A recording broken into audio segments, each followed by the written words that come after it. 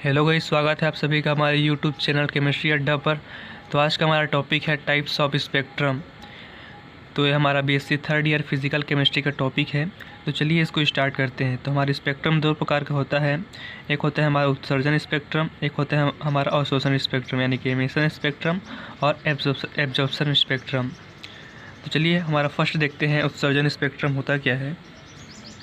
जब किसी पदार्थ को हाई टेम्परेचर पर गर्म किया जाता है या इलेक्ट्रिक डिस्चार्ज किया जाता है तो उससे लाइट रेडिएशन उत्पन्न होता है। तो जब हम कोई भी पदार्थ को हाई टेम्परेचर पर गर्म करते हैं या उसे इलेक्ट्रिक डिस्चार्ज देते हैं यानी कि इलेक्ट्रिक करंट देते हैं तो उससे लाइट रेडिएशन उत्पन्न होता है। तो उससे रेडिएशन उत्पन्न होता है। इन रेडिएशन को जब किसी प्रिज्म में से होकर गुजारा जाता है तो प्राप्त स्पेक्ट्रम को एमिशन स्पेक्ट्रम कहा जाता है। तो जब कोई भी पदार्थ को हम इस प्रकार से हाई टेम्परेचर पर गर्म करते हैं तो हमारा इस प्रकार से रेडिएशन निकल रहा है और इस रेडिएशन को जब हम किसी प्रिज्म में से होकर गुजारते हैं तब हमें एक स्पेक्ट्रम प्राप्त होता है। इसी को ही हम एमिशन स्पेक्ट्रम कहते हैं। तो इसको डेफिनेशन को देख लीजिए। किसी प्रिज्म में से होकर निकलने वाली लाइट को जब सीधे स्पेक्ट्रोस्कोप से देखा जाता है तो इस प्रकार के प्राप्त स्पेक्ट्रम का एमिशन स्पेक्ट्रम कहा जाता है। तो जन इसके प्रकार को देखते हैं। ये तीन प्रकार के होते हैं हमारे एमिशन स्पेक्ट्रम। पहला है हमारा सतत स्पेक्ट्रम यानी कंटिन्यूस स्पेक्ट्रम, बी है हमारा रेखीय स्पेक्ट्रम लाइन स्पेक्ट्रम और थर्ड है हमारा बैंड स्पेक्ट्रम यानी कि बैंड स्पेक्ट्रम। तो चलिए इसमें फर्स्ट देखते हैं हमारा कंटिन्यूस स्पेक्ट्रम।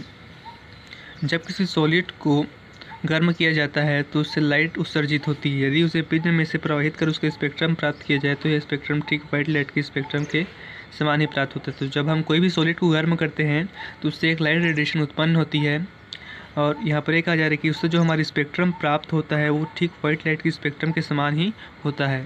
तो यहाँ पर देखिए उसके बाद हमारा इसमें विजिबल स्पेक्ट्रम के 7 कलर उपस्थित होते हैं। तो देखिए यहाँ पर डायग्राम में कुछ इस प्रकार से यहाँ पर 7 कलर उपस्थित होते हैं। अर्थात यह स्पेक्ट्रम रेड से पर्पल कलर की प्रकाश तरंगदैर्ध्य की लगातार लाइन से बना होता है। तो ये हमारा जो स्पेक्ट्रम है कुछ इस प्रकार से रेड से पर्पल कलर की प्रकाश तरंगदैर्ध्य की लगातार लाइन से बना होता है। ऐसे स्पेक्ट्रम गर्म लाल चारकोर विद्युतीय प्रकाश आर्क प्रकाश आदि से प्राप्त किए जा सकते। तो इस प्रकार के स्पेक्ट्रम को हम इस प्रकार से गर्म लाल चारकोर विद्युतीय प्रकाश इन सब से प्राप्त कर सकते हैं। देन बी देखते हैं रेखीय प्रकाश लाइन स्पेक्ट्रम। जब लाइट उत्सर्जन करने वाला पदार्थ एटॉमिक स्टेट में होता है तो रेखीय स्पेक्ट्रम प्राप्त होता है। तो हमारा जब लाइट उत्सर्जन करने वाला जो पदार्थ होता है जब एटॉमिक स्टेट में होता है तो हमें इस प्रकार से स्पेक्ट्रम प्राप्त होता है। यदि हमें इस प्रकार से स्पेक्ट्रम प्राप्त करना है तो हमें हमारा पदार्थ एटॉमिक स्टेट में होना चाहिए। चलिए इसको एक एग्जाम्पल से समझते हैं। जब NaCl को प्लेटिनियम के तार पर गर्म किया जाता है तब एक येलो लाइट उत्सर्जित होती है। जब हम NaCl को प्लेटिनियम के तार पर गर्म करते हैं तो हमें एक येलो लाइट मिलती है, येलो लाइट उत्सर्जित होती है उससे।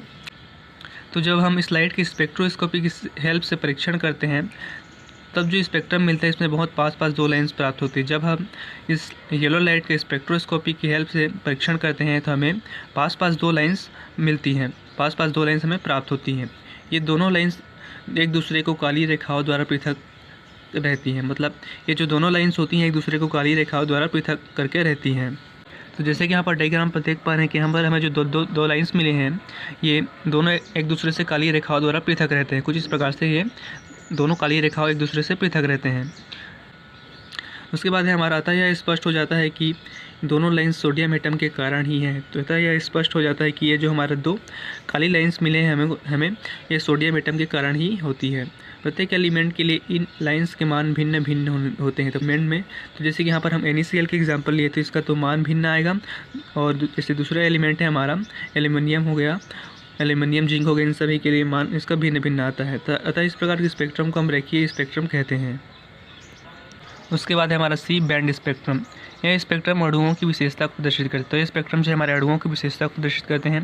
प्रत्येक मॉलिक्यूल अपनी उत्तेजित अवस्था में स्पेक्ट्रम को उत्सर्जित करता है जिसमें रेखाओं के ग्रुप बने होते हैं जो पट्टियाँ बैंड के समान लगते हैं। तो प्रत्येक मॉलिक्यूल जो है अपनी उत्तेजित अवस्था में एक स्पेक्ट्रम को उत्सर्जित करता है जिसमें रेखाओं के ग्रुप बने होते हैं। इसमें जो है रेखाओं के कुछ इस प्रकार से ग्रुप बने होते हैं जो पट्टियाँ बैंड के समान लगते हैं। उसका थर्ड पॉइंट हमारा प्रत्येक बैंड का एक सिरा बहुत स्पष्ट होता है, दूसरा सिरा धुंधला सा दिखाई देता है, इसलिए इसे हम बैंड स्पेक्ट्रम कहते हैं। तो प्रत्येक बैंड का हमारा जो एक सिरा है बहुत स्पष्ट होता है तथा दूसरा सिरा धुंधला सा दिखाई देता है, इसलिए इसे हम बैंड स्पेक्ट्रम कहते हैं। चलिए उसके बाद देखते हैं हमारा सेकेंड है हमारा अवशोषण स्पेक्ट्रम। बैंड अवशोषण स्पेक्ट्रम यानी कि एब्जॉर्प्शन स्पेक्ट्रम। जब प्रकाश स्रोत तथा प्रिज्म के मध्य कोई रंगीन विलयन या वाष्प उपस्थित रहता है तो प्रकाश का कुछ अंश अवशोषित हो जाता है तथा स्पेक्ट्रम में काली रेखाएं दिखाई देती हैं। तो जब हमारा जो रेडिएशन तथा प्रिज्म इन दोनों के मध्य कोई भी हमारा विलयन या वाष्प उपस्थित रहता है तो हमारा जो रेडिएशन का कुछ अंश है यही हमारे विलयन इसको अवशोषित कर लेते हैं तथा हमें जो स्पेक्ट्रम प्राप्त होता है इनमें काली रेखाएं दिखाई देती हैं। तो जैसे कि यहाँ पर देखिए डायग्राम में कुछ इस प्रकार से हमें काली रेखाएं देखने को मिलती हैं। देन हमारा सेकंड पॉइंट है, जब प्रकाश विलयन में से प्रवाहित होता है तो विलयन का पदार्थ कुछ रेडिएशन को अवशोषित कर लेता है। तो जैसे कहीं बताया मैंने आपको, जैसे प्रकाश विलयन में से प्रवाहित होता है तो विलयन का जो पदार्थ होता है उस रेडिएशन कुछ रेडिएशन को अवशोषित कर लेता है। थर्ड है हमारा, विलयन से निकलने वाले प्रकाश के स्पेक्ट्रम लेने पर इन अवशोषित हो जाने वाले रेडिएशन के स्थान पर काली रेखाएं प्रकट हो जाती हैं। इन काली रेखाओं को अवशोषण बैंड कहते हैं। तो हमारा जो विलयन का जो पदार्थ है इन रेडिएशन को जो अवशोषित कर लेता है तो इन रेडिएशन के स्थान पर हमारी काली रेखाएं उपस्थित हो जाती है। इन्हीं को ही हम काली रेखाएं हमारे उत्पन्न हो जा रही है, इसी को ही हम अवशोषण बैंड कहते हैं।